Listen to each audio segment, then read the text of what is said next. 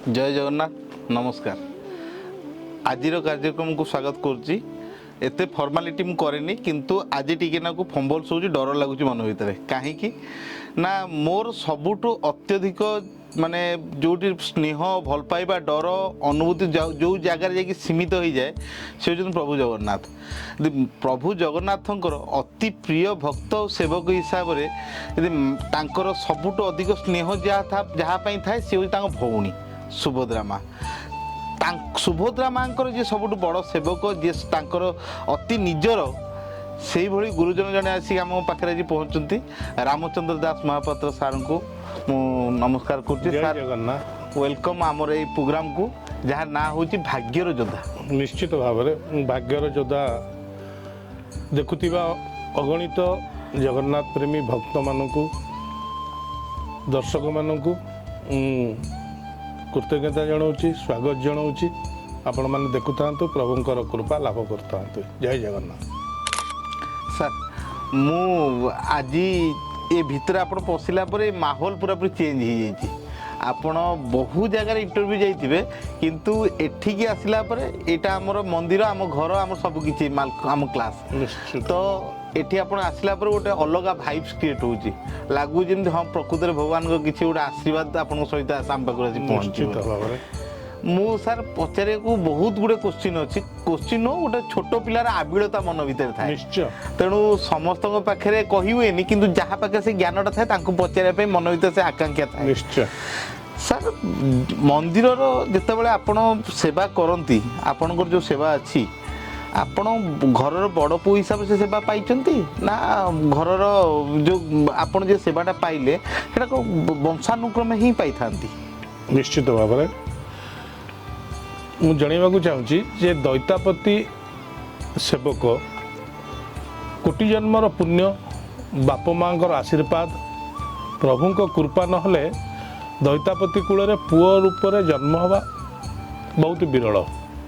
कारण जी कि प्रभु जगन्नाथ को 365 दिन दर्शन कर पारि थाए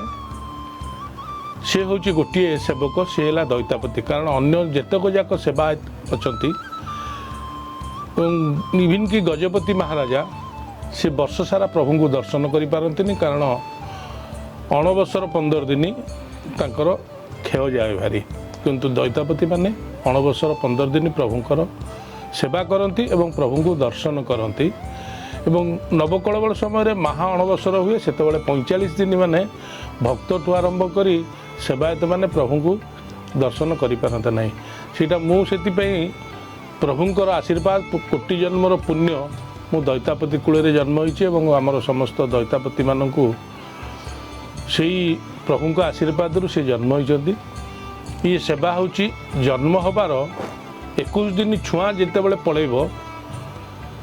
एथिरे आपण सबु सेवक अच्छा जो कौ सेवक व्रत हेले सेवा करिवो किए सेवा करिवो आपणकर विवाह हला परे सेवा करिवो पूजा पंडा माने विवाह हेले सेवा करिवे नले सेवा करि परिबेनी पूजा बसी परिबेनी अन्यान्य सेवक माने अछंती व्रत हेले सुआर टू आरंभ करी सिंगारी माने पूजा बसिक पूजा परीक्षा देले सेवा करिवे विभिन्न विभिन्न सेवक सब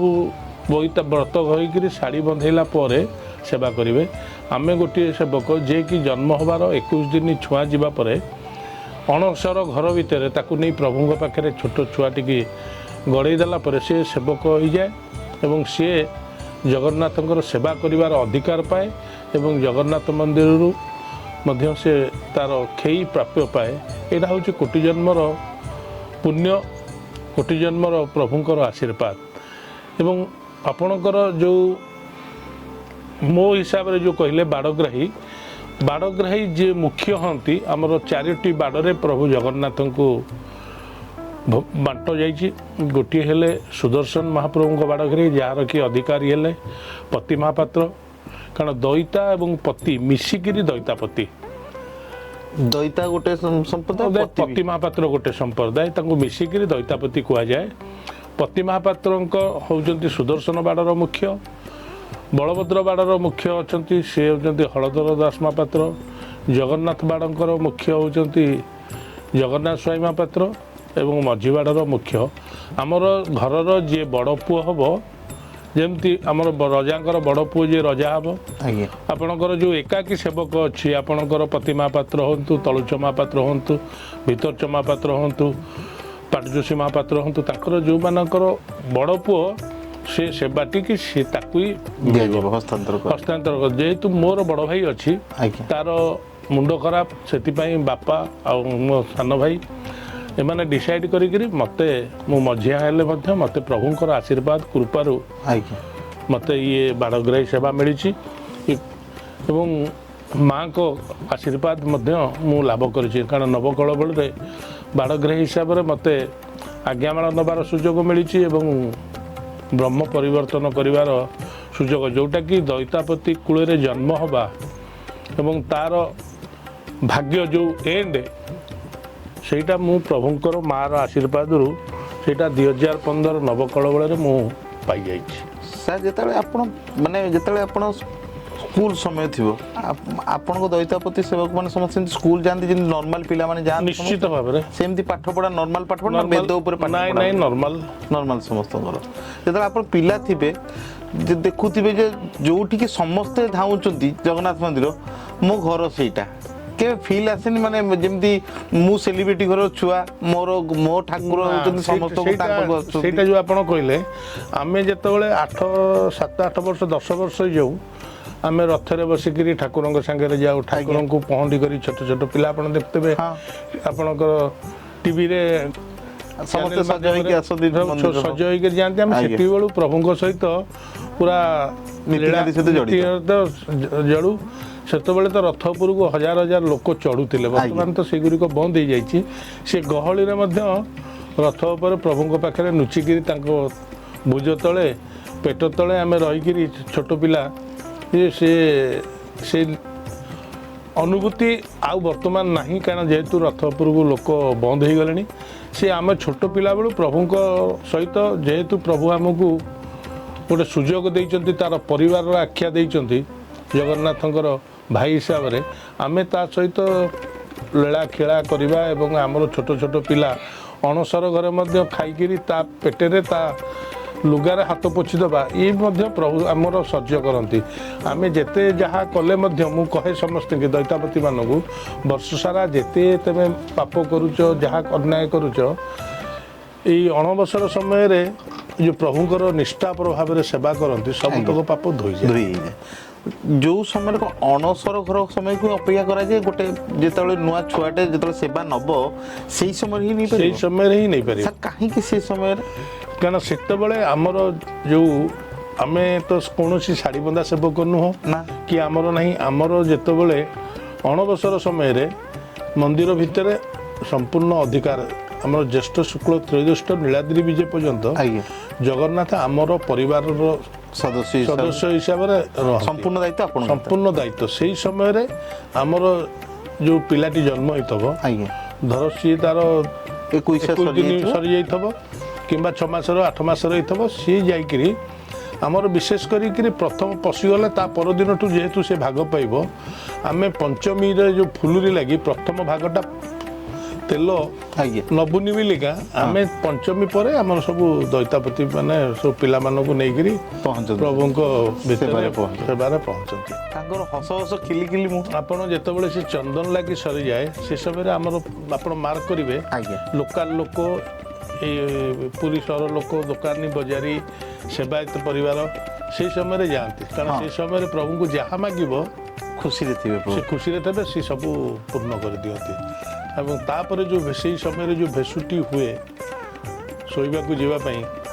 ସେ ଭେଷଟି ସବୁଠୁ ସୁନ୍ଦର ବେଶ ଏବଂ ପୁଷ୍ପ ସୁଗନ୍ଧ ପୁଷ୍ପ ନାଭିରେ ହେଉଛି ଲଖ ତୁଳସୀ ସେ ଭେଷଟି ହେଉଛି ସବୁଠୁ ସେ ଭେଷ ଦର୍ଶନ କଲେ ଯେତିକି ପୁଣ୍ୟ ସେ ଭେଷଟା ହେଉଛି ପ୍ରଭୁଙ୍କର ସବୁଠୁ ସୁନ୍ଦର ବେଶ ସେ ହେଉଛି ବଡ଼ ସିଙ୍ଗାର ବେଶ ରଥ ସମୟରେ ଆଗରୁ ଆପଣମାନଙ୍କ ଦାୟିତ୍ୱରେ ସମ୍ପୂର୍ଣ୍ଣ ରଥ ଥିଲା ଏବେ ରଥକୁ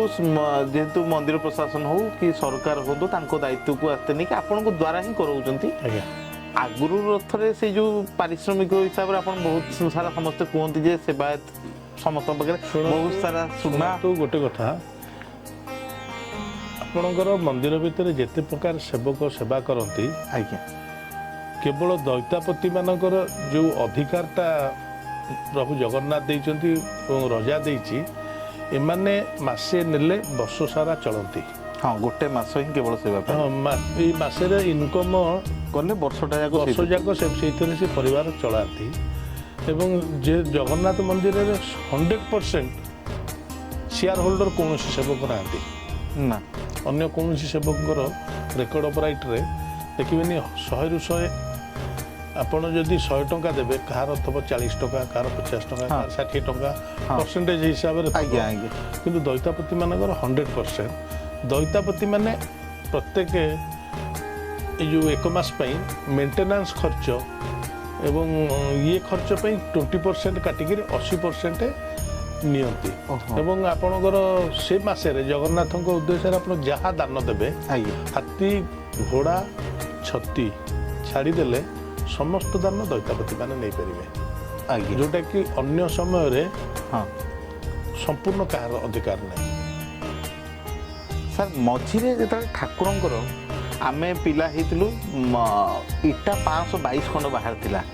ସେ ସମୟରେ ସବୁଆଡ଼େ ମଠ ଥିଲା ମନ୍ଦିର ଚାରିପଟେ ତ କେଉଁଟା କେଉଁଟା ଆମ ଭିତରେ ପୁରୀ ପିଲା ହିସାବରେ ରହେ ଯେ ଆମ ପ୍ରଭୁଙ୍କର ହିଁ ସେ ରୂପା ଇଟା ମନ ଭିତରେ ରହେ ଯେ ସେ ଇଟାରେ ଆମ ପ୍ରଭୁଙ୍କର ହିଁ ଅଧିକାର ଅଛି କାହିଁକି ମାନେ ଗୋଟେ ପିଲାବେଳେ ଆସେ ଇଚ୍ଛା ଯେ ସେ ଇଟା କାହିଁକି ଆମରି ଆଇନ ଆମରି ସରକାର ଆମ ପ୍ରଭୁଙ୍କର ଇଟା ଉପରେ ପୁଣି ଲଢ଼େଇ ହେଉଛି ରାଜନୀତି ହେଉଛି କି ତା ଉପରେ କେସ୍ ହେଉଛି ଜିତିଲେ ଯାଇକି ଏମାନ ମଠ ନେବ ନଚେତେ ପ୍ରଭୁଙ୍କ ପାଖକୁ ଫେରିବ ଏ କ'ଣ ଆପଣଙ୍କୁ ଲାଗୁନି ଅନ୍ୟାୟ ହେଇଛି ବୋଲି? ନିଶ୍ଚିତ ଭାବରେ ଶୁଣନ୍ତୁ ଏ ମଠଟା ଯେହେତୁ ପ୍ରଭୁ ଜଗନ୍ନାଥଙ୍କର ହଁ ତାର ମଠର ମହନ୍ତ ଯିଏ ପ୍ରଭୁ ଜଗନ୍ନାଥଙ୍କର ସେବକ ଯେମିତି ସିଙ୍ଗାରୀ ପୂଜା ପଣ୍ଡା ସେମିତି ମଧ୍ୟ ମଠର ମହନ୍ତକୁ ବି ତ ସେଇ ପ୍ରକାର ସେବା ପ୍ରଭୁ ଦେଇଛନ୍ତି ଦିଆହେଇଛି। ମାନେ ମୁଁ କହେ ସଦାବେଳେ ଗୋଟିଏ ଟଙ୍କାର ଦୁଇ ପାର୍ଶ୍ୱ ପରି ମଠ ଏବଂ ସେବକ ସବୁ ସମାନ ଯଦି ସବୁ ସମାନ ତାଙ୍କର ମଠର ବର୍ତ୍ତମାନ ସରକାରଙ୍କ ଆଇନ ହିସାବରେ ମଠ ବାଡ଼ି ସବୁ ତୁମେ ନେଇଗଲ ଆଜ୍ଞା ସେ ରୂପା ଇଟା ବି ପ୍ରଭୁଙ୍କ ପାଖକୁ ଆସିବା ଉଚିତ ହଁ କିନ୍ତୁ ସରକାର ସେତେବେଳେ ଯିଏ ଥିଲା ସେ ତାର କ'ଣ ଉଦ୍ଦେଶ୍ୟ ରଖିକିରି ତାକୁ ନେଇକିରି ଆପଣଙ୍କର ରିଜର୍ଭରେ ରଖିଛି କହିଲାରୁ କହିଲେ ଯେ କେସ୍ ଫାଇନାଲ୍ ହେଲା ପରେ ସେ ମନ୍ଦିରକୁ ଯିବ ଯେ କେସ୍ ଫାଇନାଲ୍ କେତେ ବର୍ଷ ଲାଗିବ ସେ କେସ୍ ତ ଆମେ ପିଲାବେଳୁ କହିବା କଥାଟା ହେଉଛି ଯେହେତୁ ନୂଆ ସରକାର ଆସିଛି ମୋହନ ସରକାର ଆଜ୍ଞା ସେଇ ସରକାରଟି ପ୍ରଭୁ ଜଗନ୍ନାଥଙ୍କ ଦୟାରୁ ଆସିଛି ହଁ ଏ ସରକାର ବୋଧେ ନିଶ୍ଚିତ ଭାବରେ ସେ ପ୍ରକୃତ ନ୍ୟାୟ ହେବ ଏଇ ରୂପା ଇଟା ଉପରେ ନିଶ୍ଚିତ ଭାବରେ ନ୍ୟାୟ କରିବ ଏବଂ ବର୍ତ୍ତମାନ ମଧ୍ୟ ଯିଏ ଆମର ବି ଆଇନ ମନ୍ତ୍ରୀ ହେଇଛନ୍ତି ତାଙ୍କ ବାପା ତାଙ୍କ ପୂର୍ବରୁ ଆଇନ ମନ୍ତ୍ରୀ ଥିଲେ ଏ ଅଭିଜ୍ଞତା ନିଶ୍ଚିତ ଭାବରେ ଅଛି। ମୁଁ ଭାବୁଛି ନିଶ୍ଚିତ ଭାବରେ ଆମର ପ୍ରଭୁଙ୍କର ଆଶୀର୍ବାଦ କୃପାରୁ ସେ ଜିନିଷ ନିଶ୍ଚିତ ଆମ ପାଖକୁ ଫେରସ୍ତ ଆସିବ। ଯେତେବେଳେ ମୁଁ ତିରୁପତି ଯାଇଛି ଅଲଗା ଅଲଗା ମନ୍ଦିର ସବୁ ଯାଇଛି ତାଙ୍କର ରୋଜଗାର ଆମ ମନ୍ଦିରଠୁ ଢେର ଅଧିକ କିନ୍ତୁ ମୁଁ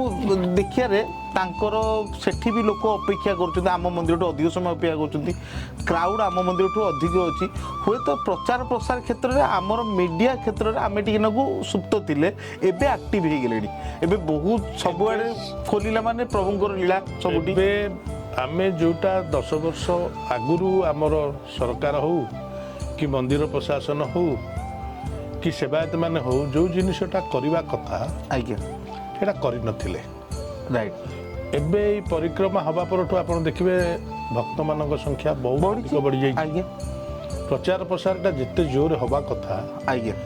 ସେଇ ପିକଅପ୍କୁ ଜଗନ୍ନାଥ ମନ୍ଦିର ଆଜି ପର୍ଯ୍ୟନ୍ତ ଯାଇନି ସେ ପିକଅପ୍କୁ ଗଲା ପରେ ଆପଣ ଗୋଟେ ଜିନିଷ ଦେଖନ୍ତୁ ଜଗନ୍ନାଥ ମନ୍ଦିରକୁ ବହୁତ ଭକ୍ତ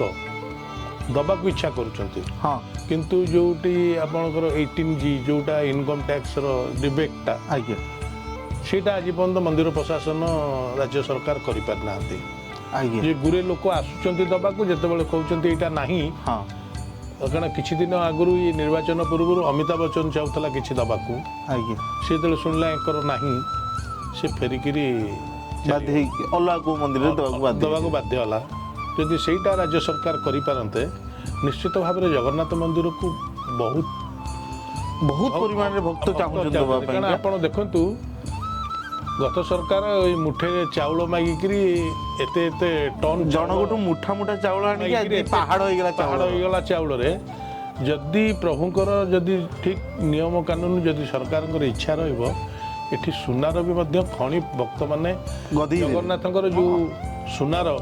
ଭଙ୍ଗା କିରୀଟି, ଭଙ୍ଗା ମକୁଟ, ଭଙ୍ଗା ଗୋଡ଼ ହାତ ଯେଉଁ ପିନ୍ଧୁଛନ୍ତି କୋଉ ଯୁଗର କେତେ ଠାକୁର ଗଲେଣି ସେ ପୁରୁଣା ଜିନିଷ ଅଛି ତାକୁ ନିଶ୍ଚିତ ଭାବରେ ନୂଆ ହେଇପାରିବ। ଏଇଟା କିନ୍ତୁ ହେଉଛି ରାଜ୍ୟ ସରକାରଙ୍କର ଇଚ୍ଛା ଶକ୍ତି। ସୁନାବେଶରେ ଯେଉଁ ଆମର ଠାକୁର ଯେଉଁ ସୁନାବେଶ ପିନ୍ଧନ୍ତି ଆପଣ ତ ପିଲାବେଳୁ ସୁନାବେଶ ଦେଖିଥିବେ ତା ଭିତରେ ମୋତେ କାହିଁ ଫିଲ୍ ହୁଏ ଯେ ଠାକୁର ଯେଉଁ ସୁନାବେଶ ହେଉଥିଲେ ତା ପରିମାଣ କିଛି କମିଛି କି? ଶୁଣନ୍ତୁ ସିଏ ଖାଲି ଆପଣ ସାମ୍ନା ପଟଟି ଦେଖିଛନ୍ତି। ଯଦି ସେଇଟାକୁ ସେବକମାନେ ମୁଁ ସଦାବେଳେ କହେ ଯଦି ପଛପଟ ଟିକେ ଦେଖେଇଦେବି ଆମ ଠାକୁରଙ୍କର ଇଜ୍ଜତ ପଳେଇବ ଏବଂ ଆମମାନଙ୍କୁ ବି ସମସ୍ତଙ୍କର ସିରି ଭାଙ୍ଗିଯିବ। ସୁନା ବିଲିକା ଜରି ପତଳାରେ ସେ ଆମେରିକା ହେଇଛି। ବାକି ସମସ୍ତକ ହେଉଛି ରୂପା ଆଉ ଜଉ ସମ୍ପୂର୍ଣ୍ଣ ଭାବରେ। ସେଥିପାଇଁ ମୁଁ ଏଇ ସରକାରକୁ ନିବେଦନ କରୁଛି ଏବଂ ଅଗଣିତ ଜଗନ୍ନାଥ ପ୍ରେମୀ ଭକ୍ତଙ୍କୁ ମଧ୍ୟ ନିବେଦନ ତୁମର ଏଇ ଭାଗ୍ୟର ଯୋଦ୍ଧା ଚ୍ୟାନେଲ ମାଧ୍ୟମରେ ଯଦି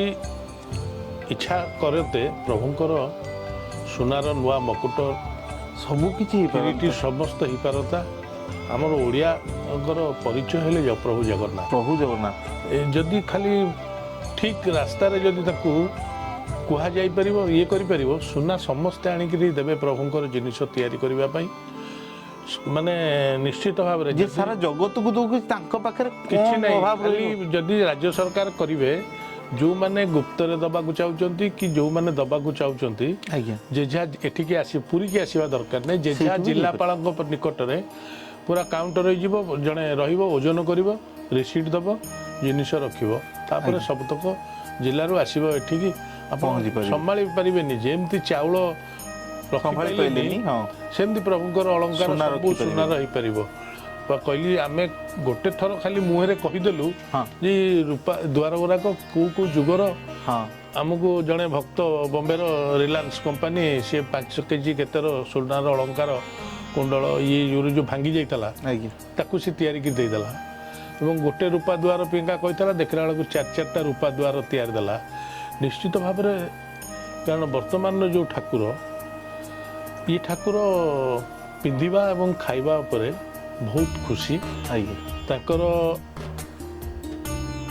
ବେଳେ ୟା ପୂର୍ବରୁ ଲୁଗା ପିନ୍ଧୁଥିଲେ ଚିରା ଗୋଟେ ଲୁଗା 8 ଦିନ ପିନ୍ଧୁଥିଲେ 4 ମାସ ପିନ୍ଧୁଥିଲେ। ଏଇନେ ଲୁଗା ଆଜି ପିନ୍ଧିଲେ ଆଉ ଘଣ୍ଟେ ପରେ ଚେଞ୍ଜ ହେଇଯାଉଛି। ଭକ୍ତମାନେ ସବୁ ଭକ୍ତମାନେ ଦେଉଛନ୍ତି କି ପ୍ରଭୁଙ୍କର ଇଚ୍ଛା। ଆପଣଙ୍କର ଖାଇବା ଜିନିଷରେ ସେମିତିଆ ଇଏ ପ୍ରଭୁ ଯେହେତୁ ମାନବ ଲୀଳା କରୁଛନ୍ତି ମଣିଷ ପରିକା ଚଳୁଛନ୍ତି ୟାଙ୍କର ଖାଇବା ପିନ୍ଧିବା ଭାରି ସଉକ। ନିଶ୍ଚିତ ଭାବରେ ମୋର ଆଶା ଯେ ପ୍ରଭୁ ଏଇ ଯେଉଁ ନୂଆ ସରକାର ଆସିଛି ପ୍ରଭୁ ନିଶ୍ଚିତ ତାଙ୍କ ସଙ୍କିରେ ବସିବେ ଏବଂ ନିଶ୍ଚିତ ଭାବରେ ସେ ନୂଆ ଅଳଙ୍କାର ତିଆରିବେ। ଜୟ ଜଗନ୍ନାଥ। ଯେତେବେଳେ ଆମର ମନ୍ଦିରର ଗୁପ୍ତ କଥା ଆସେ ମାନେ ନୀତିକାନ୍ତି କଥା କହୁନି ଆମର ଏବେ ଯେଉଁ ରତ୍ନଭଣ୍ଡାର ଖୋଲା ହେଲା ୟା ପୂର୍ବରୁ ଆପଣ କେତେଥର ଚେଷ୍ଟା କରୁଛନ୍ତି ଯେ ହଁ ପ୍ରକୃତରେ ସେସବୁ କାମ ହଉ ଯେମିତି ଆପଣଙ୍କ ଭିତରେ ସେ ଅଛି ଯେ ଠାକୁରଙ୍କର ଜିନିଷ ସବୁ ଆସୁ ବୋଲି? ଯେହେତୁ ଏଇଟା ଗୋଟେ ଗୁପ୍ତ କଥା ଆମ ରତ୍ନଭଣ୍ଡାରରେ ସେମିତି କିଛି ନାହିଁ। ଆମେ ବି ପେପର ମାନେ ବହିରେ ପଢିଛୁ ପିଲାବେଳେ 18 ଥର ଆକ୍ରମଣ ହେଇଛି କିଛି ନାହିଁ। ସେଇଟା ଆମେ କହୁଛେ ଜଗନ୍ନାଥଙ୍କ ରତ୍ନଭଣ୍ଡାର ସେଇଟା 1957 ମସିହାରେ ହେଲା ଜଗନ୍ନାଥଙ୍କର 1957ରେ। ତା ପୂର୍ବରୁ ସେଇଟା ଥିଲା ରଜାଙ୍କର ଭଣ୍ଡାର। ଯେହେତୁ ରଜା ପୁରୀରେ ରହୁନଥିଲେ କଟକରେ ରହୁଥିଲେ ଖୋର୍ଦ୍ଧାରେ ରହୁଥିଲେ ତାପରେ ଆସିକିରି ରହିଲେ ଶ୍ୟାମାକାଳୀଙ୍କ ପାଖରେ ଶ୍ୟାମାକାଳୀ ମନ୍ଦିର ପାଖରେ ତାପରେ ଆସିଲେ ତାଙ୍କର ଏଇନେ ଯେଉଁ ଉଆସକୁ ଅଛି ସେଇଠିକି ଆସିଲେ ସେଥିରେ ତାଙ୍କର ଏଇ ଯେଉଁ ମନ୍ଦିର ଭିତର ଭଣ୍ଡାରଟି ତାଙ୍କର ମନ୍ଦିର ଭିତରେ ଭଣ୍ଡାରର ଏପଟେ ମଧ୍ୟ ଗୋଟେ ରାସ୍ତା ଥିଲା ସେ ସମୟରେ ସରକାର ନେବା ପୂର୍ବରୁ। ସିଏ ତାଙ୍କର ଯିବା ଆସିବା କରୁଥିଲେ, ରଖୁଥିଲେ, କାଢ଼ୁଥିଲେ, ଖୋଳୁଥିଲେ ଏବଂ ଯାହା ନେବା କଥା ନେଉଥିଲେ, ଯାହା ରଖିବା କଥା ରଖୁଥିଲେ। କାରଣ ମନ୍ଦିରର ମାଲିକ ଥିଲେ ଗଜପତି ମହାରାଜ। ଆଜ୍ଞା। ସେଟା ତାଙ୍କର ଭଣ୍ଡାର ଥିଲା। ସିଏ ସରକାର ନେଲା ପରେ ସେ ରତ୍ନ ଭଣ୍ଡାର ହେଲା।